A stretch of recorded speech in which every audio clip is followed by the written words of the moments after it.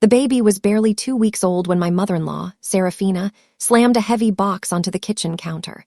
The sound echoed through the quiet house, making me jump. I was holding Finn, my newborn son, rocking him gently against my chest. I looked up, startled, trying to understand the sudden aggression. Serafina stood there, her lips pursed in a thin, tight line, her eyes cold and accusing. She looked at me, not with the warmth of a grandmother, but with the suspicion of a detective inspecting a crime scene. "If you have nothing to hide, you won't mind proving it," she said, her voice sharp enough to cut glass. My name is Sybil, and this was the precise moment my husband's family stopped pretending they liked me. I looked at the box. It was a DNA paternity test kit. The colorful branding looked cheerful, which felt sick given the context. I felt the blood drain from my face. It wasn't guilt, it was pure shock. I looked at my husband, Ronan, expecting him to laugh, to tell his mother she was being ridiculous, to kick her out. Instead, Ronan stood by the refrigerator, looking down at his feet. He wouldn't meet my eyes. The silence stretched out, heavy and suffocating. Finally, he mumbled, "Maybe we should just do it, Sybil. Just to keep the peace, you know." My world tilted on its axis. The man who had held my hand during 20 hours of labor, the man who had cried when he cut the cord, now stood there doubting me. I looked from him to Serafina. She was smirking, a small, victorious curl of her lip that made my stomach turn. She knew she had won. She had successfully planted a seed of doubt in her son's mind, and it had sprouted faster than weeds.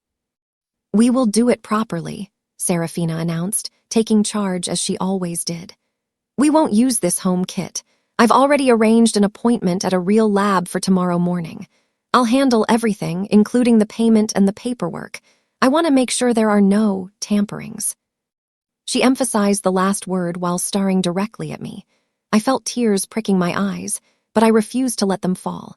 I wouldn't give her the satisfaction.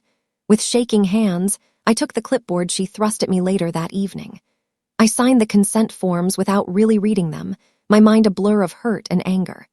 As I handed the papers back, I noticed Serafina quickly writing her own name in the section marked Authorized Recipient.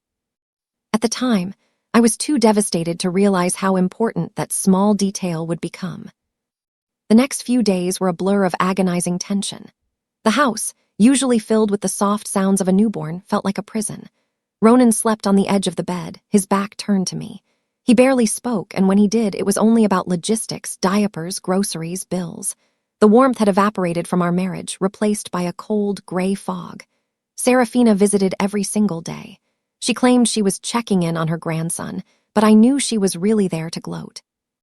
She would pace around our living room, touching our things, criticizing the dust on the shelves or the way I folded the laundry. One afternoon, while I was nursing Finn in the nursery, I heard voices in the hallway. I crept closer to the door, listening. "You deserve to know if that baby is really yours, Ronan," Serafina whispered, her voice like poison. "She's always been too friendly with others. A mother knows these things." I felt a wave of isolation crash over me. I was alone in this house, surrounded by enemies. Just then, a loud buzz vibrated from Serafina's purse on the kitchen table. She gasped, grabbing her phone. Her eyes lit up with a terrifying excitement. The results were in. Serafina insisted on a formal reveal. She wanted to open the results at dinner, like it was some twisted game show. She came over that evening with a thick, official-looking envelope clutched in her manicured hand. We sat at the dining table, Ronan, Serafina, and me. The smell of the roast chicken I had forced myself to cook made me nauseous. Ronan looked pale, his leg bouncing nervously under the table. "Well," Serafina said, her voice trembling with anticipation, "let's get to the truth, shall we?" She tore open the envelope with a dramatic rip. I held my breath, my heart hammering against my ribs. I knew the truth. I knew Finn was Ronan. But seeing their doubt made me feel like I was on trial for a crime I didn't commit. Serafina pulled out the paper, her eyes scanning the document hungrily. She was ready to scream, to point her finger, to throw me out. But then her face dropped. The smug smile vanished instantly, replaced by a look of utter confusion. Her skin went gray. She squinted at the paper, bringing it closer to her face. That can't be right," she muttered, her voice barely a whisper. She read it again, shaking her head. Then, without another word, she shoved the paper back into the envelope and stood up so abruptly her chair fell over. Ronan looked up, completely confused. "Mom, what does it say? Is he mine?" Serafina didn't answer him. She clutched the envelope to her chest like a shield. "There's a mistake," she snapped, her voice shrill. "The lab made a mistake. I need to call them immediately." "Let me see it," I said, reaching out. If the results proved Ronan was the father, why was she acting like this? This should have been the moment she apologized. This should have been my vindication. "No," she shouted, backing away. "It's incorrect data. I won't let you see lies." She turned and stormed out of the house, the front door slamming shut behind her. The silence she left behind was deafening. Ronan looked at me, his eyes wide and lost. "She said there's a mistake," he repeated, as if trying to convince himself. "Maybe they mixed up the samples." I stared at him, exhausted. "Ronan, the only mistake is that she didn't get the result she wanted." He didn't reply. Instead of comforting me, he grabbed his keys. "I need to go check on her. She looked like she was going to faint." Before I could stop him, he disappeared into the night, leaving me alone with our son and a million unanswered questions. The next morning, Ronan still hadn't come home. He texted to say he fell asleep on his mother's couch, but I knew he was avoiding me. I couldn't just sit there anymore. I needed to know what was on that piece of paper. I remembered the name of the lab from the consent form I had signed. My heart was pounding as I dialed the number. "Hello, this is Serafina," I said, trying to mimic her haughty tone. I gave them her date of birth and address, information I knew by heart. "I'm calling about the results I picked up yesterday. I'm very confused." The receptionist typed for a moment. "Yes, ma'am. I see the file here. 2 paternity tests processed yesterday under your account." I froze. "I'm sorry, did you say 2? "Yes," the receptionist continued cheerfully. "We processed the sample for the infant, Finn, against the 2 alleged fathers provided. The results were compiled in the packet you received." My hand gripped the phone so tight my knuckles turned white. 2 alleged fathers? That was impossible. I had only consented to a test between Ronan and Finn. Who was the second man? And how did Serafina get a sample from him? I seem to have misplaced the breakdown sheet," I stammered, thinking fast. "Could you email me the confirmation of the names tested, just to make sure there wasn't a clerical error?" "Certainly," she said. "I have your email on file." A minute later, my phone pinged. I opened the email and my breath hitched in my throat. The document listed the samples received. Sample A, Finn child sample B, Ronan alleged father 1 sample C, Eamon alleged father 2. I stared at the screen, my brain struggling to process what I was seeing. Eamon was Ronan's father, my father-in-law. Why on earth would Serafina test her own husband's DNA against our baby? It didn't make any sense. Unless she wasn't testing Eamon against the baby. The lab report was confusing, listing them both as alleged fathers. But perhaps she was running a comparison she hadn't meant to share. Or maybe she was trying to prove that the baby wasn't related to the family line at all. But testing Eamon was a massive violation of privacy. He had no idea about this. Serafina had gone behind everyone's back, and whatever she found had terrified her. I needed to find Ronan. I needed to show him this. I strapped Finn into his car seat and drove to Serafina's house. Her car was in the driveway, but Ronan's truck was gone. He must have gone to work directly from her place. I decided to try the door. It was unlocked. "Ronan," I called out, no answer. The house was silent. I walked into the kitchen. Serafina's laptop was sitting open on the granite island, the screen glowing. I shouldn't have looked, but after what she did to me, I didn't care about privacy anymore. A draft email was open on the screen. It wasn't addressed to anyone yet, just a stream of consciousness, like she was venting. "I don't know what to do. The lab confirmed it. If this is true, everything I built for 30 years is a lie. Eamon can never know. Ronan can never know. I have to bury this." My heart raced. What did she find? I quickly hit print on the wireless printer in the corner. As the paper slid out, I heard the rumble of a car engine in the driveway. Serafina was back. I grabbed the paper just as the front door opened. Serafina walked in, carrying grocery bags. She stopped dead when she saw me standing in her kitchen. "What are you doing here?" she hissed, dropping the bags. Eggs cracked on the floor, oozing yellow. "Why did you test Eamon?" I demanded, holding up the lab confirmation I had on my phone. "I called the lab, Serafina. I know you ran 2 tests. Her face went pale, then red with rage. "You have no right. You invaded my privacy." "You invaded mine first," I shouted back. "Why did you test your husband's DNA against my son?" "Because you ruined this family," she screamed, stepping closer. "I needed to be sure. I needed to know if the baby had any connection to us at all." Suddenly, the front door opened again.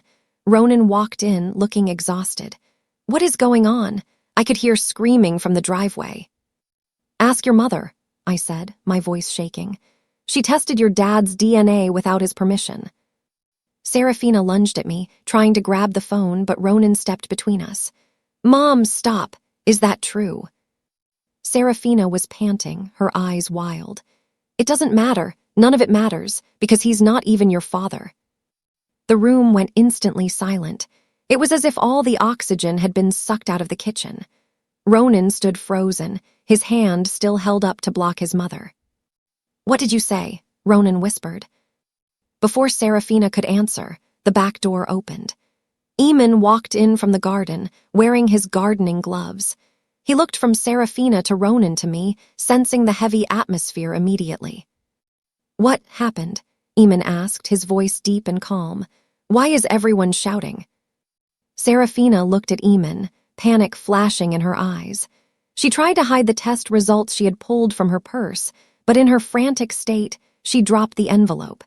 It slid across the floor and stopped right at Eamon's boots. "Explain this, Serafina," I said, my voice trembling. "Tell him what you did." Eamon bent down slowly and picked up the paper. He took off his gloves and unfolded the document. He read it in silence. His expression didn't change, but his face went completely white, like a sheet. He looked at Serafina for a long moment, a look of profound sorrow and realization.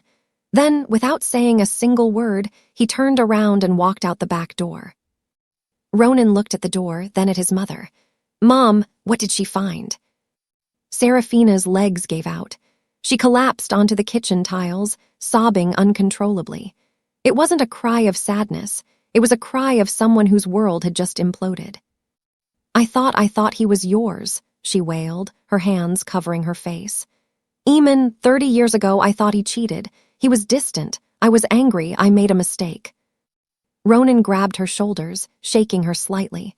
"What does the test say, Mom?" She looked up, her mascara running down her cheeks. "The test was to see if the baby was related to Eamon. If the baby is yours, he should share DNA with Eamon. But he doesn't." I gasped. The pieces clicked into place. "The baby is yours, Ronan," Serafina sobbed. "But you aren't Eamon's son. The test proved that you and Eamon share 0 DNA. Ronan let go of her as if she burned him. He stumbled back, hitting the counter. He looked at me, his eyes wide with horror. The paternity test she had demanded to destroy me had actually revealed her own 30-year-old secret. "So," Ronan whispered, his voice breaking, "if I'm not his, who is my real father?" Serafina refused to speak. She just sat on the floor, weeping and shaking her head. "It doesn't matter," she kept repeating. "He's gone. It was a lifetime ago." Ronan couldn't look at her. He stormed out to find Eamon, leaving me with the woman who had tried to ruin my life. I felt a strange mix of pity and disgust, but I also needed answers. If Ronan wasn't Eamon's, his entire medical history, his identity, everything was a lie. I looked around the living room. The walls were covered in family photos. I walked over to a framed picture from Serafina and Eamon's wedding day. It was a classic shot, the bride and groom laughing. But my eyes were drawn to the man standing next to Eamon, the best man. He had dark curls and a distinctive, crooked smile, a smile that looked exactly like Ronan. I took the frame off the wall and slid the backing open. Sometimes people wrote on the back of photos, Sure enough, in faded blue ink were the words, "To Serafina, the best day of my life even if you chose him. Always yours, Cormac." I walked back into the kitchen and held the photo in front of Serafina's face. She stopped crying instantly. Her eyes locked onto the face of the man in the picture. "Cormac," I said. It wasn't a question. Serafina crumpled. She looked smaller, older. "He was Eamon's best friend. He was the best man at our wedding. He was my first love. Eamon was safe. Cormac was dangerous." "And you had an affair," I said flatly. "It was one night," she insisted, as if that made it better. "Just once a few weeks after the wedding, Eamon and I had a fight. Cormac was there. Then I got pregnant. I prayed it was Eamon. I convinced myself it was." "But you knew," I said. "Deep down, you knew. That's why you were so obsessed with paternity. You were projecting your own guilt onto me." She didn't deny it. "Cormac moved to London years ago. He has his own life." I remembered seeing a stack of mail on her desk earlier. I walked over and shuffled through it. There, near the bottom, was a Christmas card. It was dated last month. Cormac hadn't just moved on, they were still in contact. I took the card. The return address was for a town only an hour away, not London. She was lying again. I pulled out my phone and searched for the name Cormac O'Malley on social media. His profile was open. My stomach dropped. His profile picture wasn't just him. It was him and Serafina. They were sitting at a restaurant, wine glasses in hand, smiling. The date on the photo was just 3 weeks before Finn was born. She hadn't just cheated 30 years ago. She was still seeing him. This wasn't a past mistake. It was a current betrayal. "He didn't move away, did he?" I asked, showing her the screen. "You've been seeing him this whole time." Serafina went silent. The fight had left her body. She looked defeated. Just then, Ronan walked back in. He looked broken. "Dad, Eamon, he won't talk to me. He just got in his truck and drove away." "Ronan," I said softly, handing him the phone. "You need to see this." Ronan stared at the image of his mother with the stranger, the man who was his biological father. He looked at the date. He looked at his mother. "You're still seeing him?" Ronan asked, his voice barely audible. "While being married to Dad, while acting like the perfect wife and mother." "It's complicated, Ronan," Serafina pleaded, standing up. "You don't understand love." "I understand loyalty," Ronan shouted, his voice cracking. "I understand that you treated Sybil like garbage, accusing her of doing exactly what you were doing.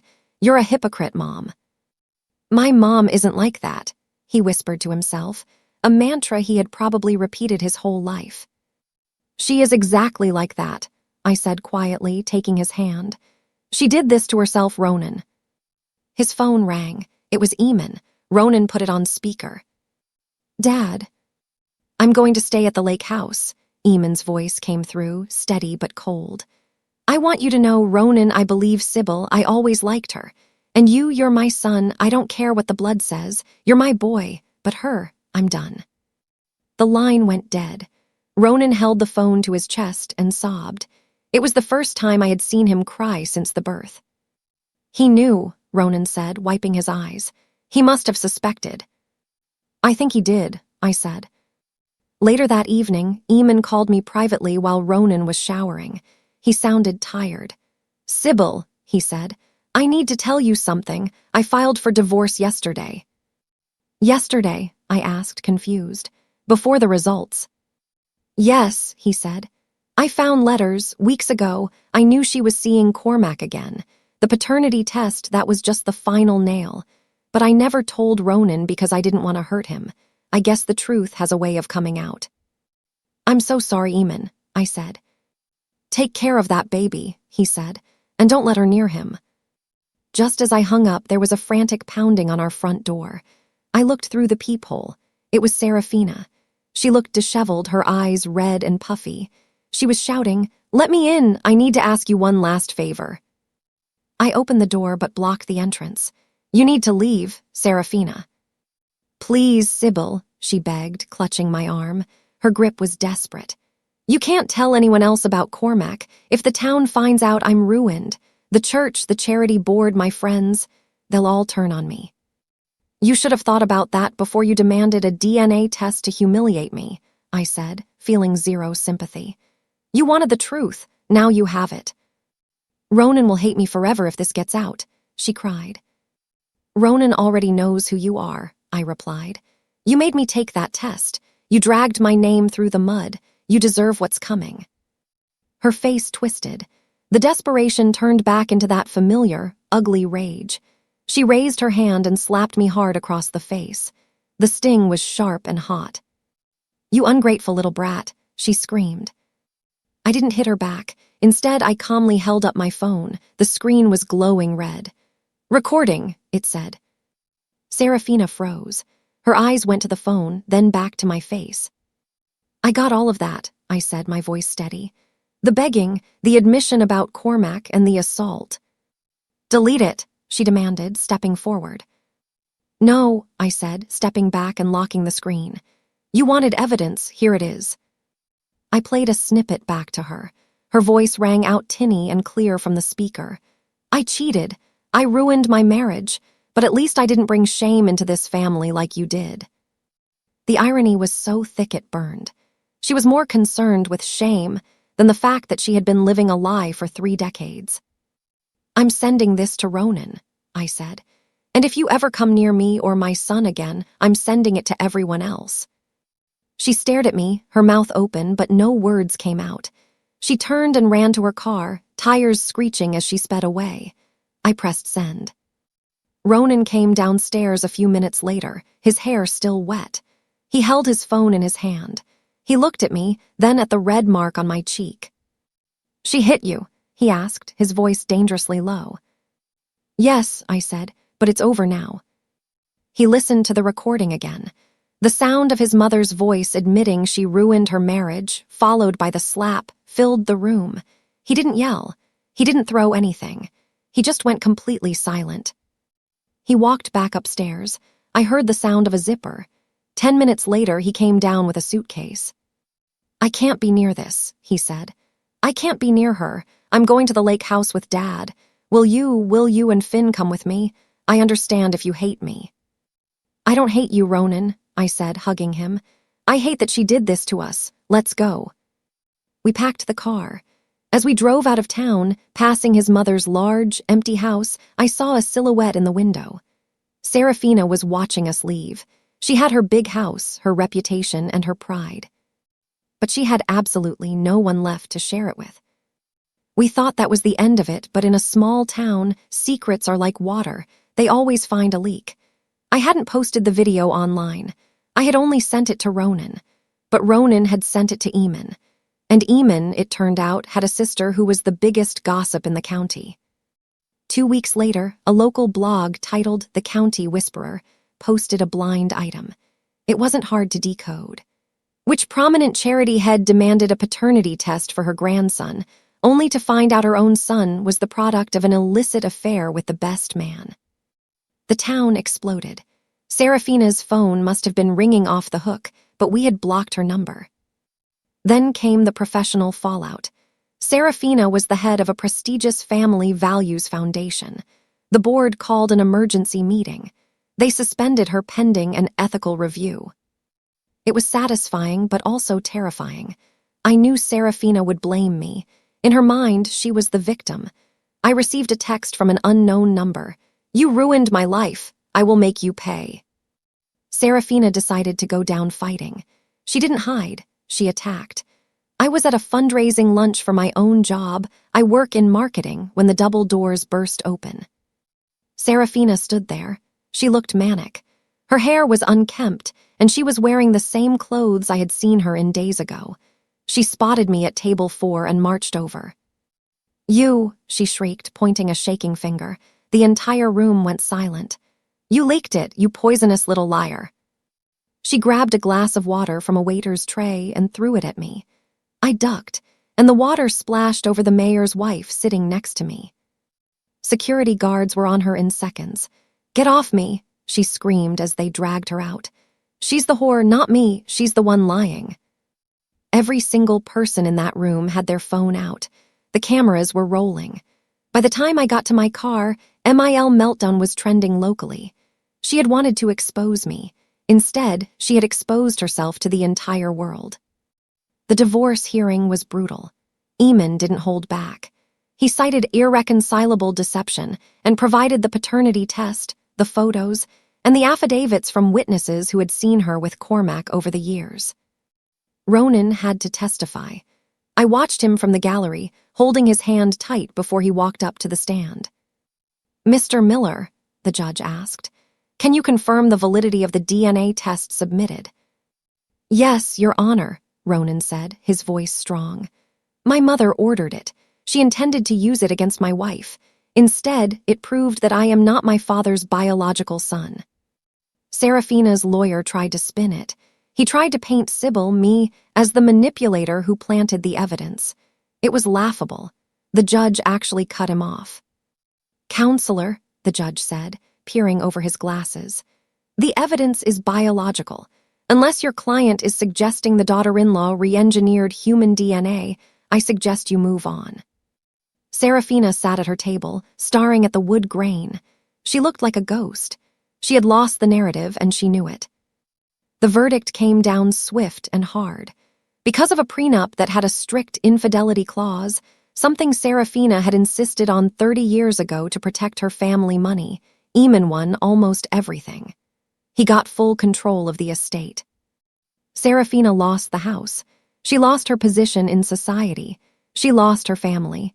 It was poetic justice in its purest form. As we walked out of the courthouse, the air felt cleaner. Ronan put his arm around me. Eamon was smiling for the first time in months. "It's over," Ronan said.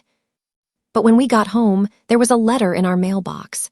It had no return address, but I recognized the handwriting instantly. It was frantic, scrawled script. The postmark date was from 3 days ago, before the sentencing. I opened it on the porch. "I made one mistake and paid for it twice. You think you've won? You think you're so pure? You destroyed me, Sybil, but remember, secrets run in blood."